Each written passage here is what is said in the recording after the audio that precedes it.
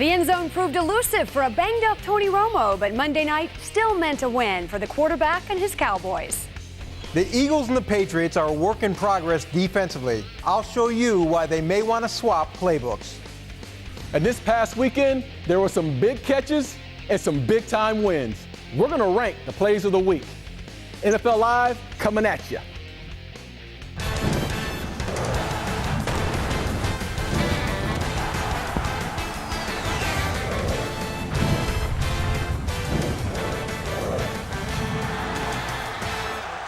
So glad to have you on this Tuesday afternoon. Eric Mangini, Darren Woodson, I'm Wendy Nix. No touchdowns, no problem. Or so say the Cowboys on this Tuesday. We take you back to Monday night where the Cowboys and Redskins renewed their rivalry. Tony Romo, of course, starting 8 days after suffering broken ribs and a punctured lung. And you can see he's in pain just a bit in warm-ups.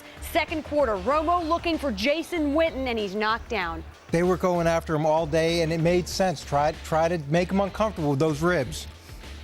Third quarter, tied at 9. Redskins with first and goal at the 1. This is Rex Grossman to Tim Hightower, all alone. The 1-yard TD pass, Redskins with the lead. Well, this was set up earlier with the run that Tim Hightower had. He had big runs in this series and finally capped it off with a touchdown throw.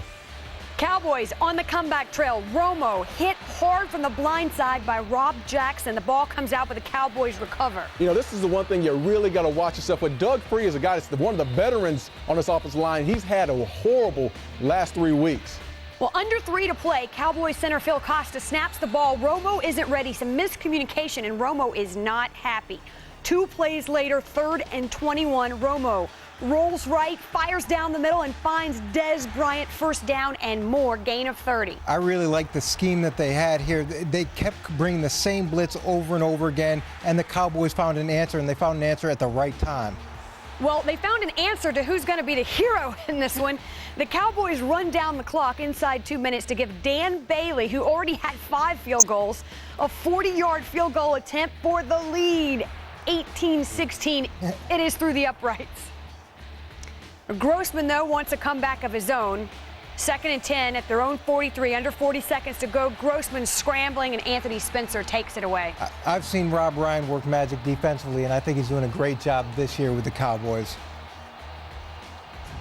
It was a tough game, obviously, through the pain side of it, just for me, but for a lot of guys. And you know, it was a grinded-out kind of game, and I thought the guys did a great job battling.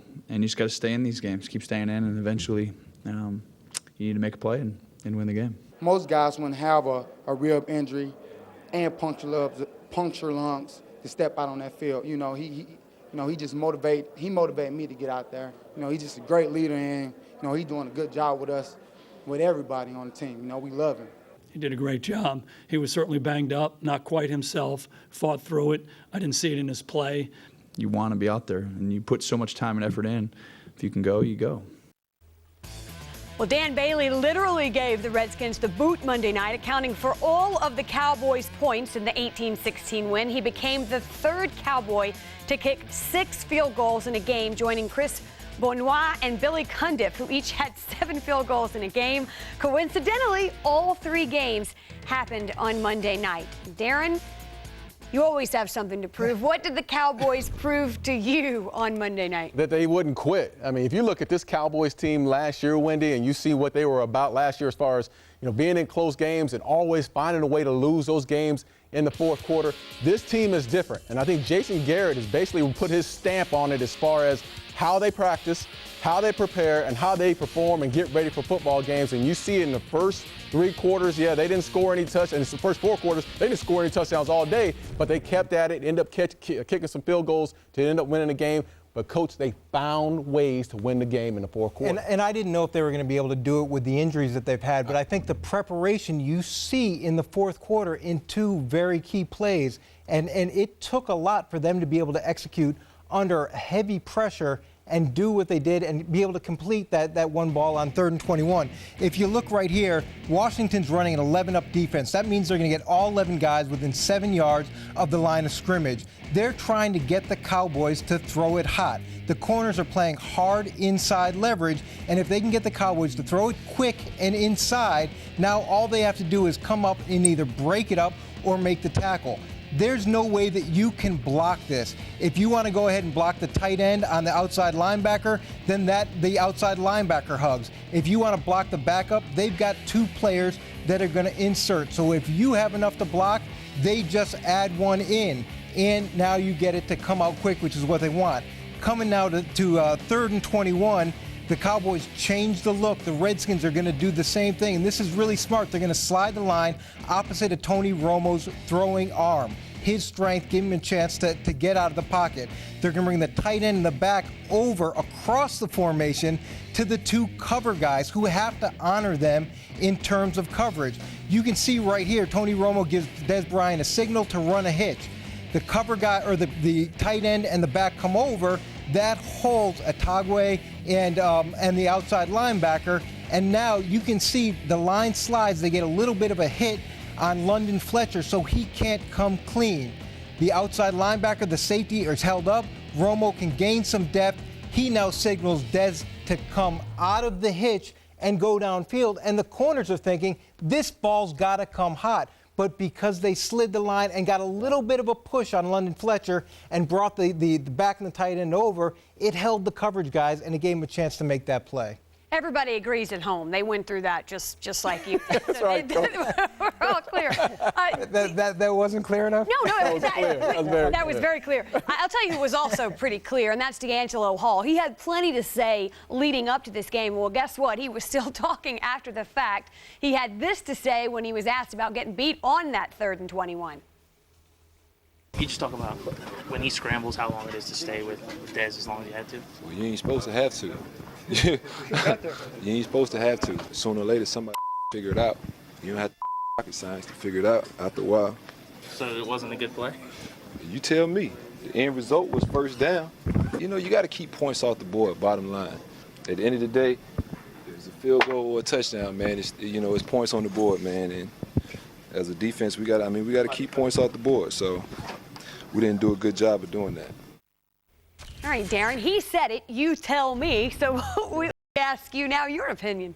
I'm disappointed in what he said. I'm totally disappointed in what D'Angelo Hall said, because when you look at D'Angelo Hall, he's one of those guys, he's a top 5 cornerback in my book. I think he ranks up there with the best of, with Revis, with Cromartie, everyone else in this league. He is definitely a premier corner. And when you're a premier corner, it doesn't matter what the call is, you go out and you cover your guy. This is not D'Angelo Hall, just a regular football player. This is a guy that's supposed to be a leader in this locker room, a guy that's a veteran football player. You never throw your coaches, Jim Haslett or Shanahan, under the bus.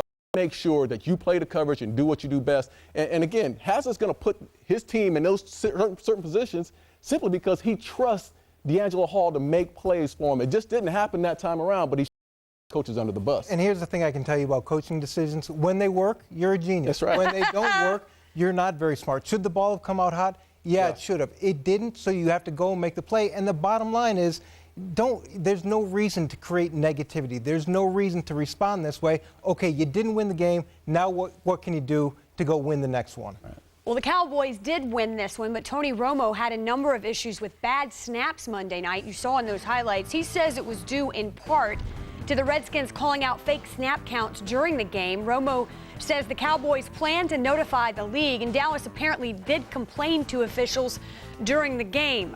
An NFL insider, John Clayton, joins us now. John, will the league look into this?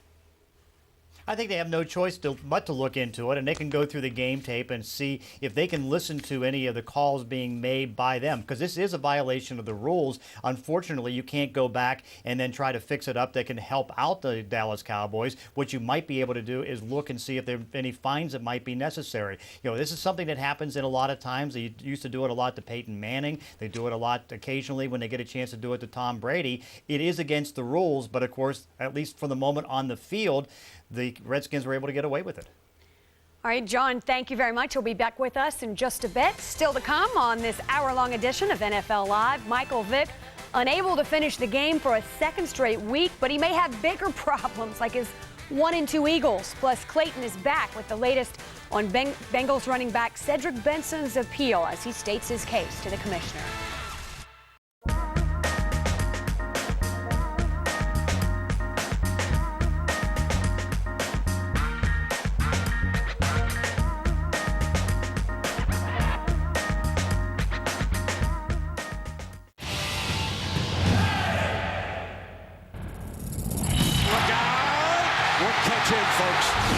Peterson.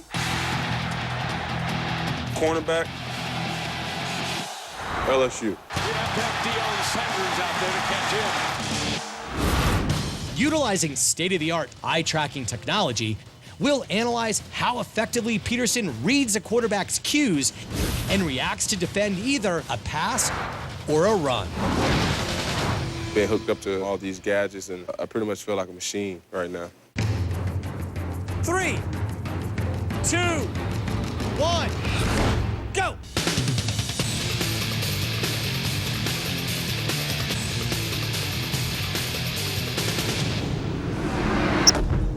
The average NFL QB's release time is roughly 0.4 of a second. And a pass that travels 20 yards through the air at 35 miles per hour takes just over 1 second to reach its target.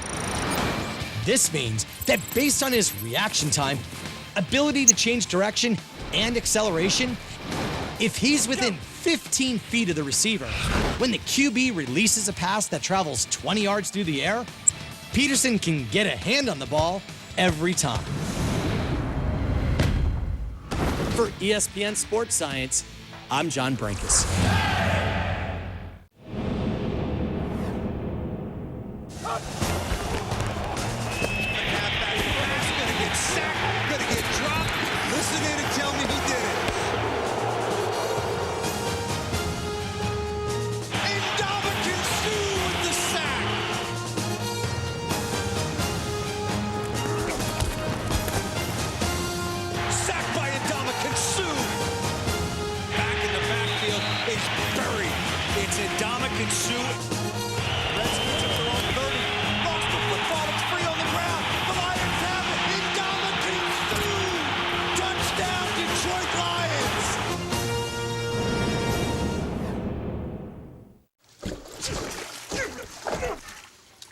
Well, I think that'll do it.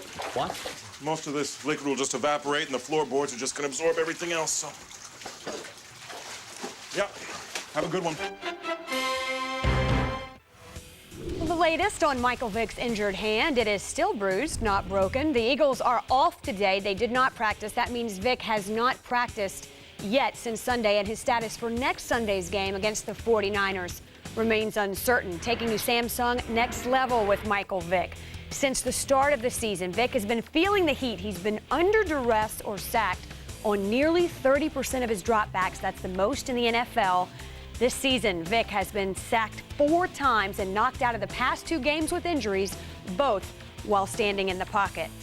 Tim McManus from ESPN Radio 97.5 in Philadelphia joins us. And Tim, we have to ask you, the expectations for the Eagles this season were really through the roof. What is it like there now that they've gotten off to the 1-2 start? Certainly a little bit of panic in the streets here, to be perfectly honest. There was a ton of optimism in August, and that has since given way to a certain level of reality that was masked before by all the excitement of these big free agent acquisitions coming in. People weren't looking at the vulnerability of Vick, and he's been knocked out of the game in 2 separate occasions now in just 3 games. They weren't looking at the offensive line as much, the young linebacking core, the first-year defensive coordinator in Juan Castillo, and all of these things are coming to fruition now, and it's giving the fans a little bit of trepidation. You know, everybody nationwide has talked about it, but I'd like to know, what's been the reaction to Michael Vick in particular as an individual in Philadelphia? Just overall, I think it's been very positive. Now, his comments that he had about getting hit, there's been some mixed reactions on the phone lines here in Philadelphia. A lot of people supporting him and believing that he is getting treated unfairly, and then those that believe that it just kind of comes with the territory. As it always is with Vick, it's a mixed reaction. Tim, thank you very much. All right, you got it. All right. The Eagles 1-2, and Michael Vick has been vocal. He's also been hit. He's been under pressure, as you heard. What have you seen so far from this Eagles team? Well, it seems like they're getting out physical, and that's something that the Eagles are not accustomed to. And at times, I remember the Philadelphia Eagles coach, especially when Jim Johnson, the defensive coordinator Jim Johnson was there. You got guys like Hugh Douglas and the great Brian Dawkins flying around, intimidating football players. And right now, what you see defensively, you see guys getting pushed around like this. There is no intimidation. There is no physical factor. And other than Trent Cole and Jason Babin are the 2 guys that you see play in and play out that get after you. But this team right now is getting out-physicaled week in and week out. And if you're a Philadelphia Eagle fan, you're just not accustomed to seeing it. And as an ex-Cowboy who's played in Philadelphia so many times, you want to see that old physical swagger that they used to have back in the day. Well, the biggest problem they have is the expectations. There's no way that this team could ever live up to the expectations that we've seen. Unless they won every game 50-0, people would be disappointed. And I think that they've actually been built for speed. They've got Michael Vick, they've got LaShawn McCoy, right on down the line, Deshaun Jackson. It's a speed team. That's how they're built now, as opposed to power like the Giants. You did such a good job with that telestrator earlier. We're going to get you back in the film room in just a minute to look at that Eagles defense. Right now, though, John Clayton is back with us. And, John, Cedric Benson is in New York today to state his case to the commissioner. What are you hearing about his appeal? Well, he has a chance to maybe cut it down from 3 games, but of course it's almost like a Hail Mary because it's getting close to the point where they have to have the suspension. Now, what he's going to argue is that this is over stuff that last year he had agreed to, and of course agreed to the plead on this, but still the commissioner has the right to try to do it. Just in case, the Bengals did work out 2 running backs on Tuesday, Clinton Portis and Larry Johnson. They realize that Benson's going to miss some time. The question is, can 3 games be taken down to 2 or 1? That at least was being discussed today in New York. Well, the Titans lose Kenny Britt for the season. What's the plan at wideout for Tennessee? Well, the simple thing is to go out and bring back Justin Gage, a slot receiver who was cut before the season, but it looks like they may take a couple days to try to do this because it's complicated trying to replace an outside threat as good as Kenny Britt. So they're going to bring in guys like Donnie Avery and may take 2 days to at least find the right fit. Gage would be the easy guy to bring in because he knows the system, can at least be around the players and all that. And they can also take Jared Cook, the tight end, and move him into the slot as a big receiver, but they want to try to find the right help because losing Britt really hurt. Well, Adrian Peterson's father on record saying Peterson was frustrated by the lack of the touches at the end of the game. What's coming out of Minnesota? Well, they better find ways to get him the ball because 5 carries for 5 yards in the second half is just simply not good enough when you have one of the best running backs in the league, and his points are very valid. I mean, this has been a very conservative Minnesota Viking offense, particularly in the second half, and that's one of the reasons that they are now 0-3 and have blown 3 double-digit leads. They have to either get some play-action passes in there, and clearly they have to take advantage of one of the most powerful running backs in the game, somebody who can wear down a defense, particularly when you have a lead. Injuries starting to mount up around the league. Let's start with Antonio Gates.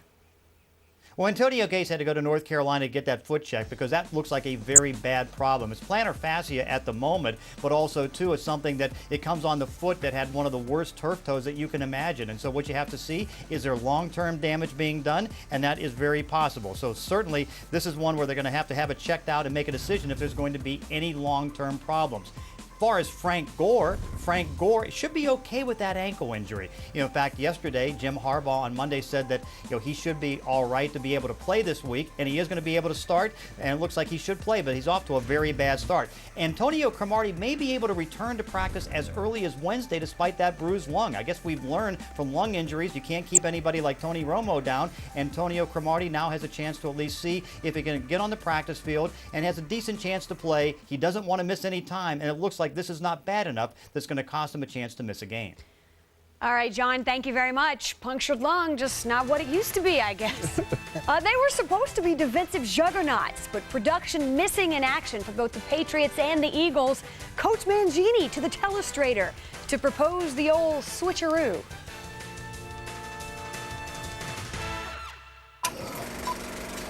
The season is coming to a close. For some who gave everything, the journey is over. But for others, it's just the beginning. Who will make it to the postseason? The MLB playoffs start Friday at midnight CET, live on ESPN America.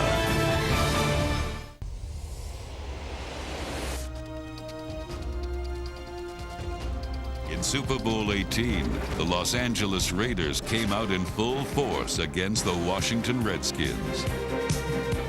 The Raiders dominated from the start of the game, beginning with a blocked Redskin punt that was recovered for a touchdown. And the wind is back. High snap, he goes up, blocked. It's going to be blocked into the end zone. The Raiders on a chase. It'll be recovered in the end zone. It'll be recovered for a Raider touchdown. Lightning has struck wearing black and silver. Los Angeles running back Marcus Allen rushed for 191 yards on 20 carries, taking the ball into the end zone twice for touchdowns of 5 and 74 yards. Allen was named the game's most valuable player and helped seal the Raiders' Super Bowl win.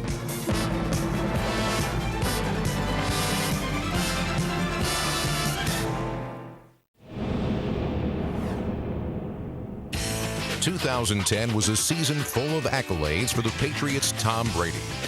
He earned his second MVP trophy and set an NFL record by throwing 339 consecutive passes without an interception. Brady finished the season with 36 touchdowns and 4 interceptions, the best touchdown-to-interception ratio in league history.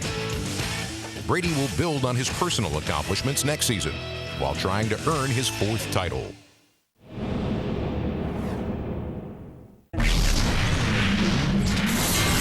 If you want to get on the inside track of Formula One, there's one dedicated website that can keep you up to speed.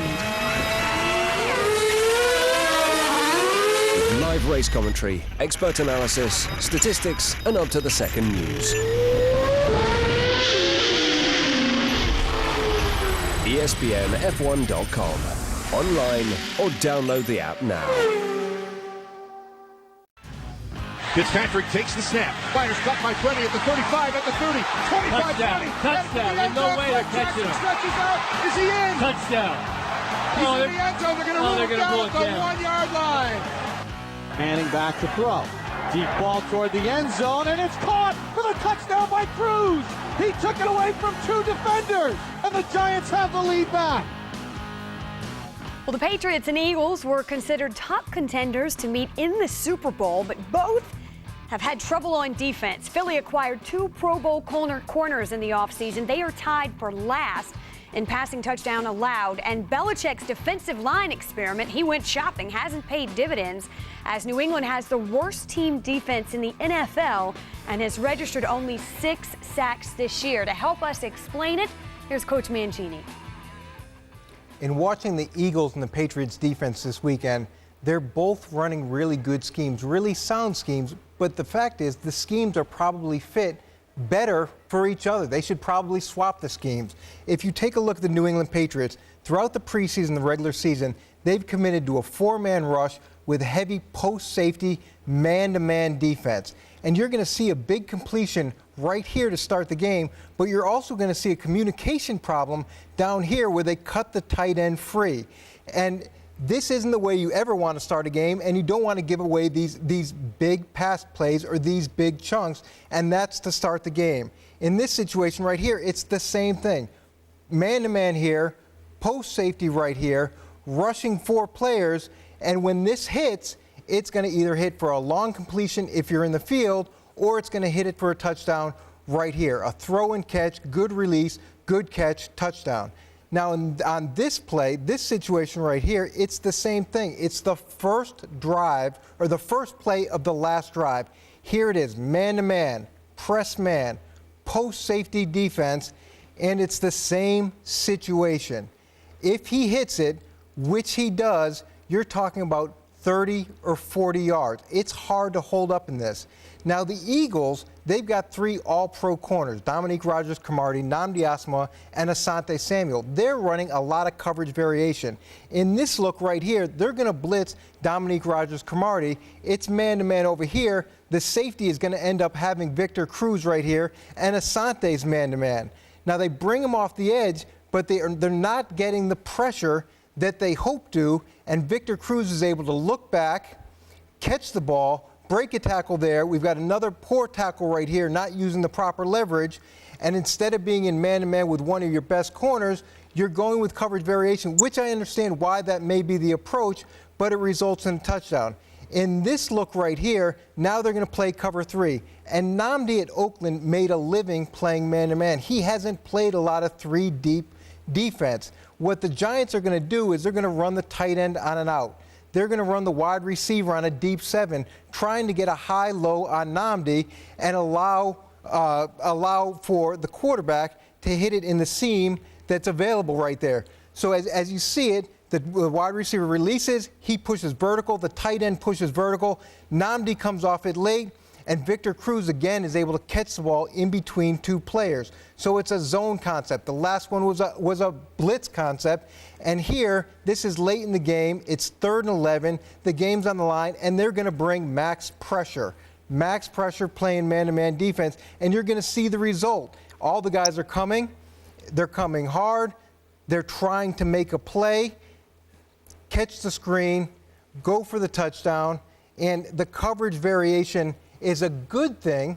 It can be a good thing, but the problem is they've got 3 all-pro corners. Not the problem. The good thing for them is they have 3 all-pro corners, and they can get there with their 4 down linemen.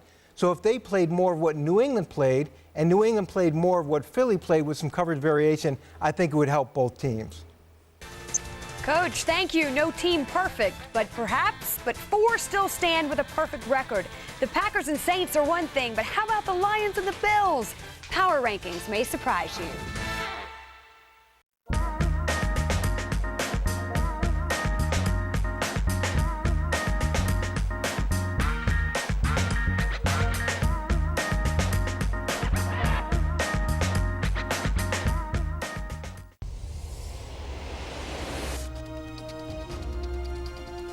The AFC wildcard Denver Broncos climbed to the top to pull off an upset over the favored Green Bay Packers. And goal from the 1, Elway. Denver running back Terrell Davis rushed for 157 yards and 3 touchdowns to become the MVP. With this victory, the Broncos ended the NFC's 13-season Super Bowl winning streak. In 1999, no one was surprised to see John Elway and his Broncos back in the big game as they took on the Atlanta Falcons in Super Bowl 33. Down deep the middle of the field, Rod Smith got it! Elway completed 18 of 29 passes for 336 yards and a touchdown and ran for another score himself to clinch back-to-back Super Bowls for the Denver Broncos. Super Bowl 33 is history. The Denver Broncos are world champions once again. Any Super Bowl predictions or any team you'd like to see there? Geez, I love preseason Super Bowl picks. Super Bowl? We haven't even played the World Series. I'm really good with football, so to be honest, I think it's anyone's year. Can I say Carolina? No. I have Eagles over Steelers in the Super Bowl. As a lifelong Eagles fan, the Eagles finally are going to win the Super Bowl. They made a lot of significant moves in the offseason. Nnamdi Asomugha, Dominic Rodgers-Cromartie, Jason Babin. They now have Steve Smith. Ronnie Brown signs with Philly. Oh, dream team. They're finally going to bring the Super Bowl championship home. Finally win a Super Bowl after all this time. E-A-G-L-E-S, Eagles! My pick in this year's Super Bowl is Patriots against the Eagles. They are an angry football team. Their last 3 playoff losses have been embarrassing. All we hear is about their defense.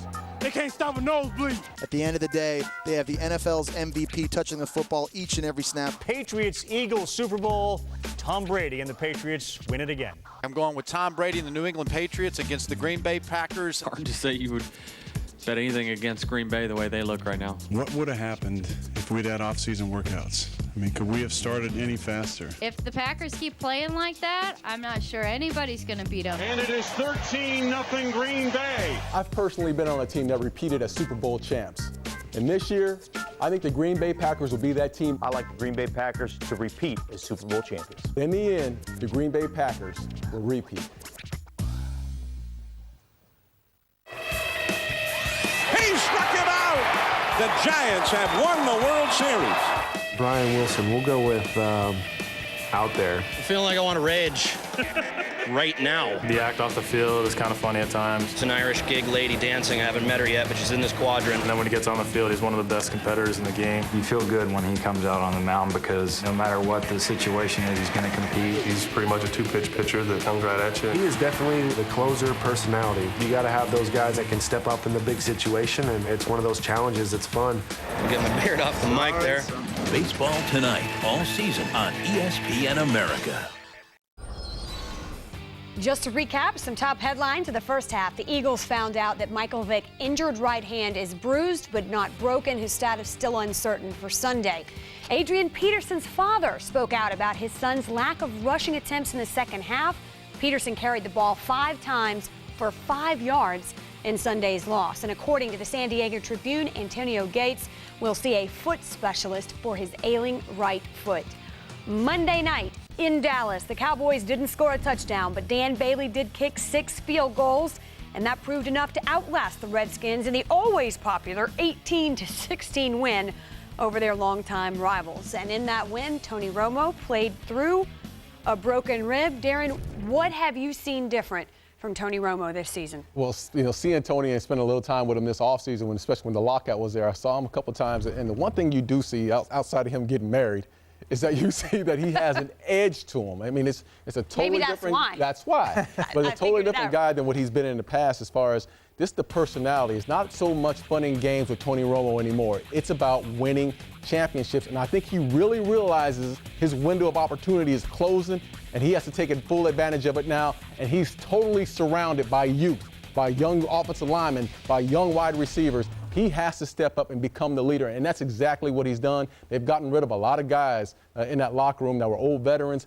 Now it's a young generation, and they're looking to Tony to guide them to the promised land. And I can understand why he'd had an edge last night. The problems that they had with the snap, the problems that they had with getting lined up, and you want your quarterback to have an edge. As a coach, you set the plan during the week, and then the quarterback has to run things on game day. And the other place where he needs to have an edge is during the week of practice. True. He needs to make sure these guys are studying. He needs to make sure that they're practicing the right way and things are set going into the game. Darren, you know a thing or two about this franchise, maybe not this team in particular, but this franchise. How would it be different, you think, if Jimmy Johnson were coaching? Well, that was the days without the salary cap, right? I have a feeling I know where you're going. Yeah, well, if that was the days before the salary cap, there would have been a couple of guys that would not be able to show up this Wednesday, and Phil Costa's job would probably be on the line. Kevin Ogletree, his job would possibly be on the line. If you make mistakes the way they made yesterday, and here's a lost fumble by Kevin Ogletree, and then being inside on this route, instead of running outside, coming inside and giving your quarterback an opportunity, and then not knowing the play and understanding where you're supposed to be and having to be coached. And this is not his Kevin Ogletree's first year. This is his second year in the league. He has to understand exactly where he's supposed to be. And a guy like Jimmy Johnson, coaching, you well know Jimmy's past. If it was a no salary cap and he could cut a guy, that guy would be cut. Wait, before you say anything, Eric, I have to say, I said, I'm going to ask you about Jimmy Johnson. Before he could answer, Eric said in the break, oh, you're going to say he's going to cut people. That's your first response. It is. And that's what the natural reaction is. Okay, go get somebody else. And you'd like to be able to go get somebody else, but there's not that availability. You look at the waiver wire, you're looking at alternatives. Right. You know what you have. Can you go get someone that improves the team? And you wish you could, but it's not always that easy. Not always that easy. The old days of the salary, without the salary. Well, of course they are now that you're up here with us. Well, it's Tuesday, and that means the ESPN NFL Power Rankings are out. The defending champs are still undefeated, off to their first 3-0 start since 2007. The last season, Brett Favre started at QB. Fresh off their win of the Texans, the Saints are in at number 2. New Orleans has won 2 in a row after losing the season opener to the aforementioned Packers. The Patriots dropped from 2 to 3 after their loss to the Bills. New England had their 15-game win streak snapped against Buffalo. The Detroit Lions, number 4. Detroit 3-0 for the first time since 1980. Dating back to the last season, the Lions have won 7 straight regular season games. And the Baltimore Ravens round out the top 5. The Ravens rebounded from a Week 2 loss at Tennessee to pommel the Rams. Joe Flacco passed for 389 yards and 3 touchdowns in the win. And here they are, 6 through 10. The Bills, the Jets, of course, drop with the loss. The Texans, the Chargers, and rounding out the top 10, maybe a bit of a surprise, the Steelers. Cowboys just on the outside looking in, then Giants, Raiders, Bucks, and Titans. Let's start. I think you got to start with the Buffalo Bills because not a lot of people had them in this situation. So let's just say too high for the Buffalo Bills? It's too high for me right now, and I love watching this team. I like the things that they've done. but defensively, I don't know if where they are at this point merits them being in the 6th spot in the power rankings. I like them. I like Buffalo exactly where they are. The 3-0 in the AFC East, which is probably the toughest division. They haven't played the Jets just yet.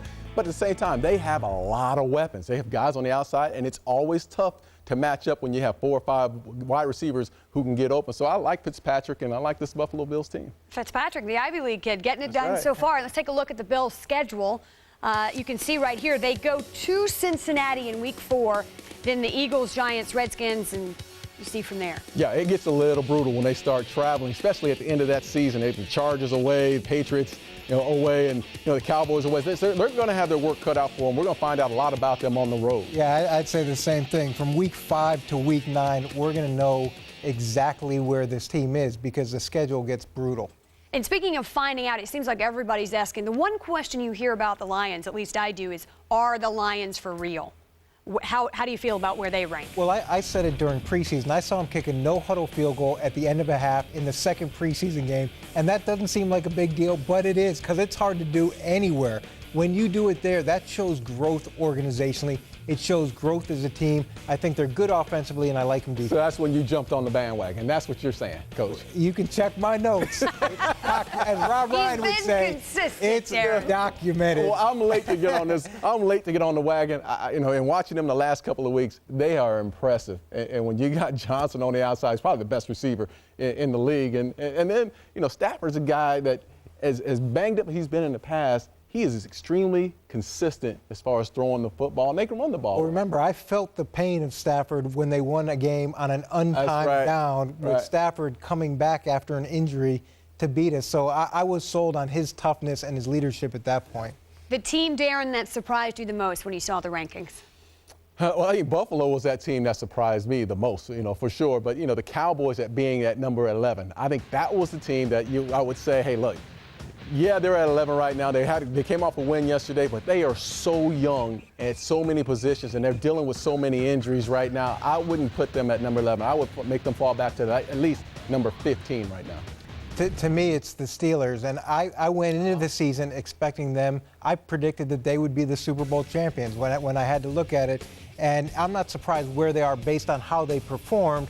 I'm just surprised that they've performed this way to this point, and to me, they're a tough team. You think they're getting a little long in the tooth? Well, I don't think so. I think they're just salty. They're old and salty, older. No, he didn't say older. He said old and salty. But that's a good thing. That's not a bad thing. Okay. I'm saying, I've that too is on the record, my friend. It is. As you and I'm glad we clarified so aptly mentioned. All right, the lowest ranked team right now that will crack the top 10. Wow, I'm going to say the Atlanta Falcons, and I thought that they would be in the top 10 at this point. I really liked what they did last year, and I think they've kind of lost their way in terms of running the ball, hard sell play action, controlling the clock, and gone to more of a pass first. I totally agree, Coach. The Atlanta Falcons, they are a team that likes to run the football, and that's what you saw last year. Michael Turner was a guy that got the ball and ran the ball in between the tackles, and they pounded you.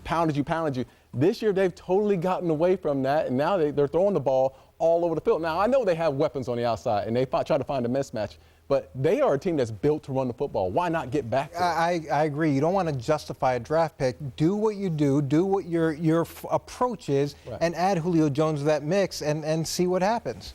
All right, we've only played 3 weeks. We'll check back with you in three or 4. Yeah, see how you're doing, what's on the record then. I'm glad we're not going back to the tape. Number 1 defense in the National Football League by 35 yards a game. I believe in our football team. Number 1 in scoring. I'm not apologizing for feeling this way. Great thing is I'm confident with our football team. Is too much confidence a bad thing? Joe Namath seems to think so, and he's directing his comments at Rex. We'll explain coming up.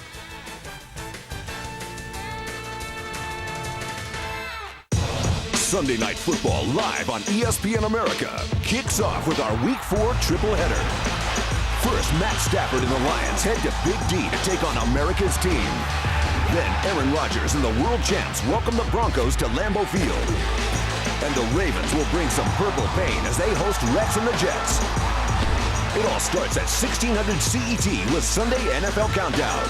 Sunday Night Football live on ESPN America, home of the NFL.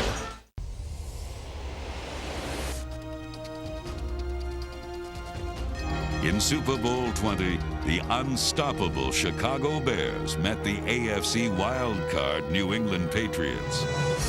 Following an early turnover by Chicago, New England would be the first to score, but the Patriots were then forced to watch their fragile lead get blown away in a record-breaking tidal wave of points. Jim McMahon and his solid offense marched over the Patriot defense for 408 yards, 3 field goals, and 4 touchdowns. Led by MVP Richard Dent, the Bears' league-leading defense registered 7 sacks and limited the Patriots to a meager 7 rushing yards, enabling Chicago to walk off with a decisive win.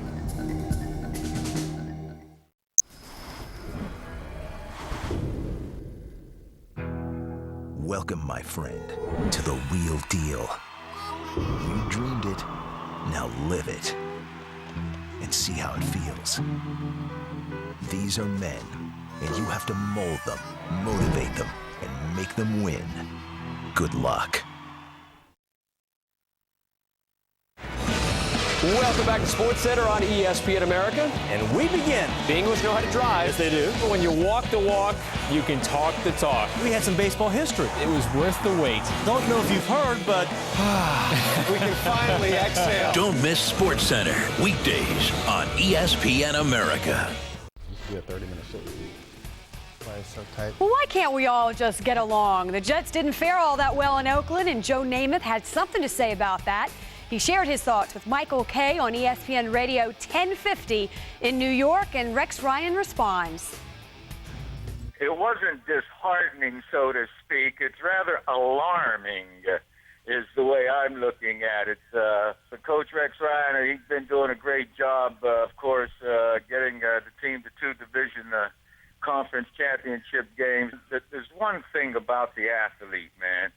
You keep telling him how good he is. He's going to start believing it to the point that he may not be preparing quite the way he should. That's a little scary. Again, I think these guys might be believing that they're better than they are. You know, the great thing is I'm confident with our football team. There's no question about it. And, you know, I think I've told you this many times. I've never gone into a game I didn't think I'd win.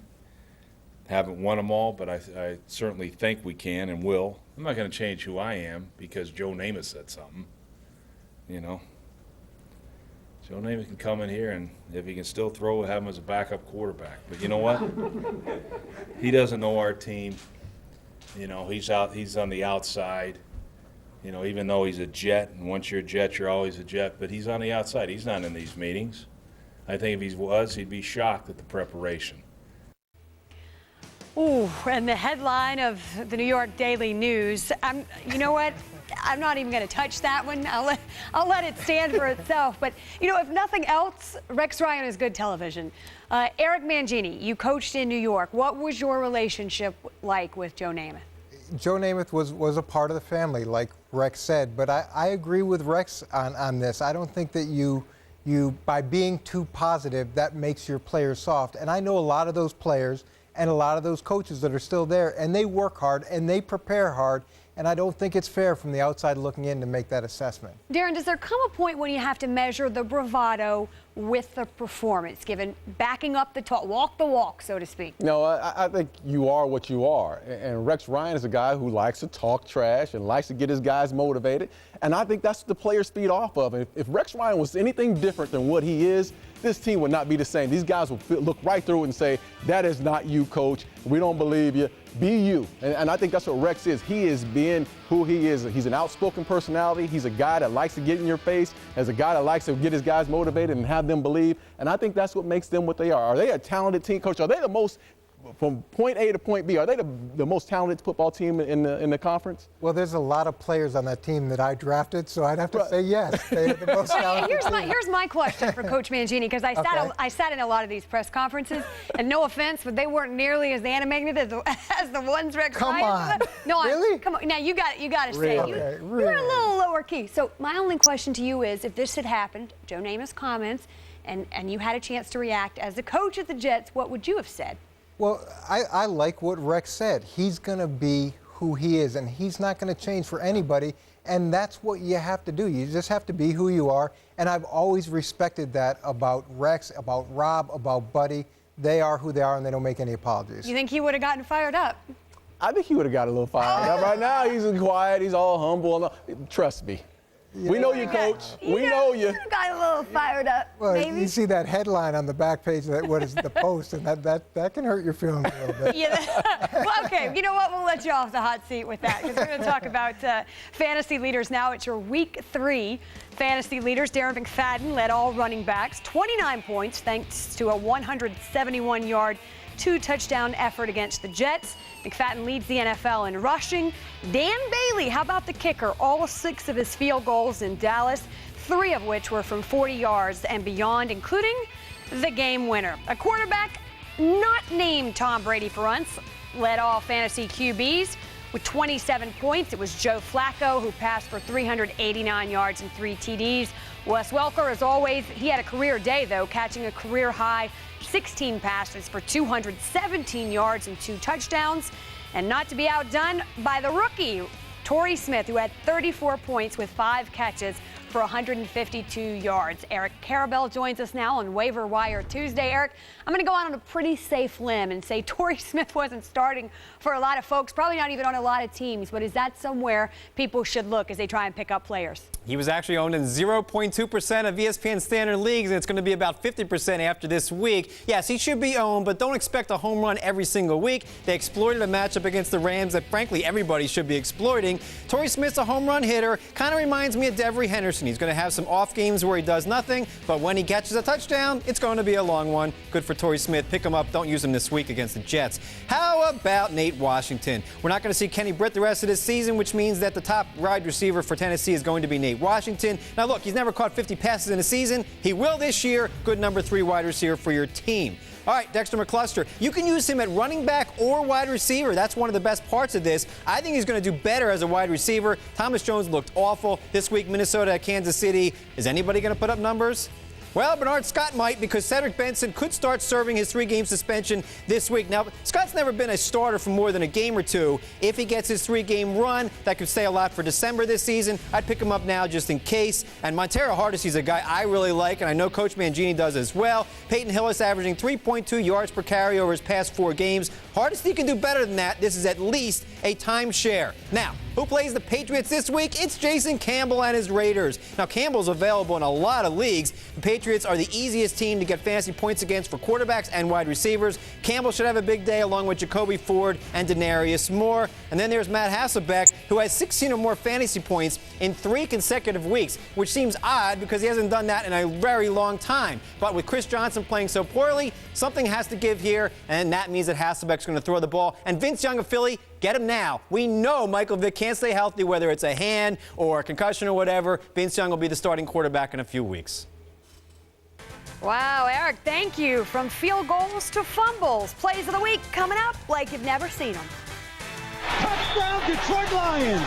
Caught by Calvin Johnson. End zone, and it's caught for the touchdown by Cruz. He took it away from 2 defenders.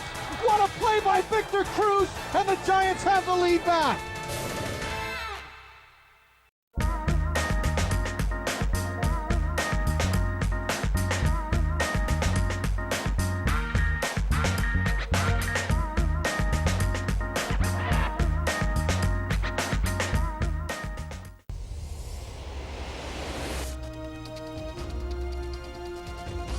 It was hard for any 49er fan not to toot his own horn after Super Bowls 23 and 24.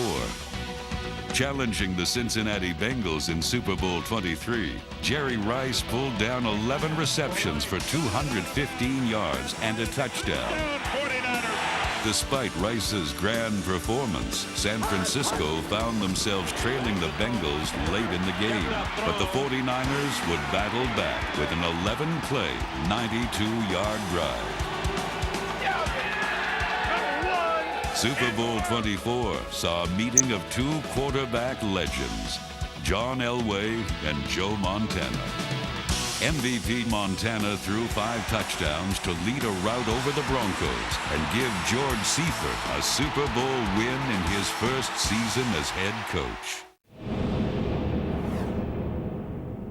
Shady McCoy, to those in the city of Philadelphia, can no longer take a backseat to his Eagles predecessors. Changing his number from 29 to his college number 25 signified change was coming, as McCoy became the Eagles' starting running back in 2010. Known for his speed, quickness, and hands, McCoy accumulated over 1,500 yards of total offense. In 2011, look for more teams to focus on McCoy and try to slow him and the Eagles' high-powered offense down. It is the new season, and we are set for football. And here we go.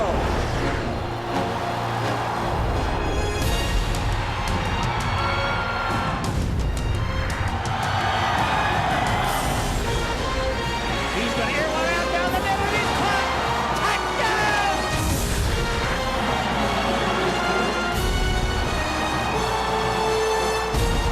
The NFL all season long, live on ESPN America. Sanborn, the snapper, Mormon, the hold, the kick is up, the kick is good, and the Bills have defeated the New England Patriots. They have beaten the Patriots. They have ended the streak. They are first place in the AFC East. Get excited. Why not? Here's plays of the week, number 10, Texas and Saints. Woo, this is a big game right here. Look, watch this catch, though. I mean, unbelievable catch right here on the outside. Texas tried to stay in this game. New Orleans ended up pulling it out. Here's McCoy, a bootleg rollout to the right. He's looking down the field, throwing. Cribbs is in the end zone, up in the air. He caught it. Touchdown! What a catch by the great Cribbs. There are a lot of people who said Josh Cribbs couldn't play wide receiver, but he looks pretty good, and he's going to continue to get better. One of the many bad snaps to Tony Romo. He goes to retrieve it and somehow gets it to Laurent Robinson. Well, he finds a way to get it, and this is what Tony Romo does best, is when he has to create. And I know he doesn't like the snap the way it was, but he got the ball out of his hands. Deep ball toward the end zone, and it's caught for the touchdown by Cruz. He took it away from 2 defenders. What a play by Victor Cruz, and the Giants have the lead back. I'll tell you, this is another incredible catch by Victor Cruz. He had the running catch earlier, and to catch that in between 2 defenders, he's got a bright future. More from the Browns. McCoy again, this time to Mohamed Massaquoi. Mohamed's really developing as a wide receiver, just like Josh is, and he has a great chemistry with Colt. It's the Patriots-Bills. It's Tom Brady. And this is not the Tom Brady we usually see in top plays. No, I got the ball. The ball got tipped off the hands of the running back. And you know, listen, great play by the defensive back. Watch this pick. Looks like a young Darren Woodson, doesn't it? That's what we were all thinking. That's exactly where I was. Number 4, the Cardinals and Seahawks, Kevin Kolb. And you tell the quarterback you never want to throw it into a team meeting, which he does. But when you've got Larry Fitzgerald, you can do things like this, and he makes you right. A shout out to Casey Brackley on Twitter for his suggestion. Send your picks into NFL Live, at NFL Live. Back to the Patriots and Bills. Yeah, another interception here by Florence here. Drake Florence gets the pick, takes it to the house, and doesn't look back. You never see Tom Brady make these plays. You never see a guy return those balls like this. You probably won't see it again the rest of the season either. Eric, you talked about Matt Stafford earlier. Here he finds Johnson in the end zone. This is another receiver that's just so hard to stop. And when you have one-on-one coverage with a jump ball, with his size, his strength, his ability to catch the ball, it's just tough. Lions win it 26-23. Johnson, 7 catches, 108 yards, and 2 TDs. Catch of the day. I mean, that was an unbelievable. How hard is it to make the coach? That was incredible. It is incredible, and those players make you look good as a coach. How about this crazy play? This is number 1 here. Sometimes it's just better to be lucky than good, and there's not a lot of coaching points you can make off this. It's just that's not how you draw it up. Not how you draw it up, but like you're really happy. Coach, take some credit. You did well. You drew that up one time, didn't you? Exactly what we wanted to do. Yeah, take some credit. Why stop now?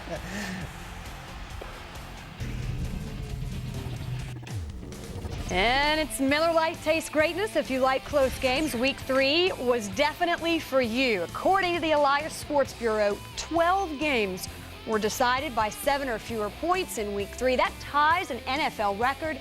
It's happened only 3 times in NFL history, with the previous instance taking place back in Week 12 of 2003. Never too soon to look ahead. Some big games on deck in Week 4. What games are Coach and Darren looking forward to? Stick around to find out.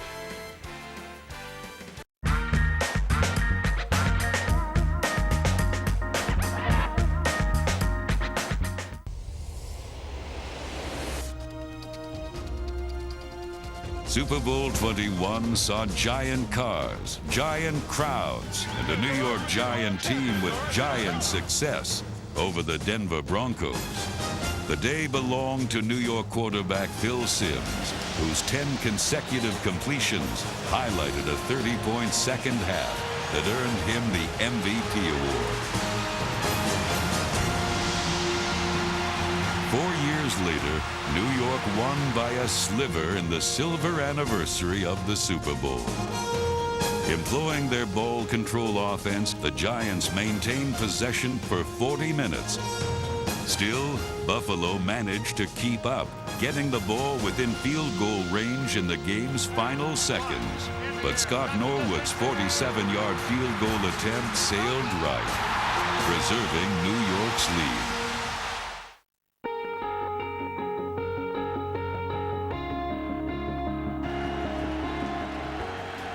Quick snap, Gronkowski on 3rd and 12. It's wide open.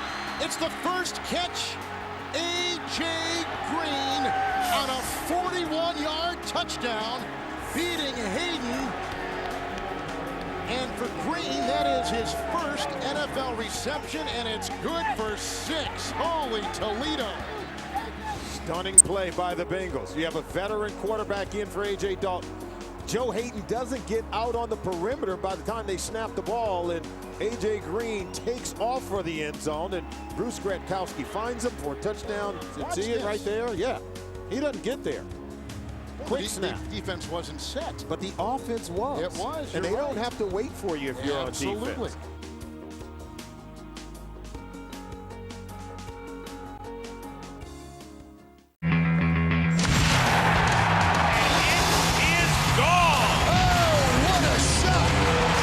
ESPN America is driving it coast to coast with live Major League Baseball all season long. There it goes! And with over 300 regular season games, including the playoffs and the World Series, ESPN America is the home of America's game. Major League Baseball all season long, live on ESPN America. The Indianapolis Star reporting the team is working out a pair of QBs, Dan Orlovsky and Brody Croyle, today. The Texans announced they have released halfback Steve Slayton, and according to the Sports Business Journal, Roger Goodell will seek approval from the league's owners to add a second London game to the regular season schedule. Next is brought to you by Dodge as we look ahead to Week 4. These are some pretty big games. How about Lions and Cowboys? Who knew that would mean what it will mean? Jets and Ravens, Colts at Bucks. And, of course, that's Monday night. Darren, I start with you. What game are you most looking forward to? I like 2 games. I like the Lions at Cowboys. I think that's going to be a great game. I like the Lions simply because they're that upstart team, and they got a lot of talent. And the Cowboys coming off a short week. I like to see what the Lions can do.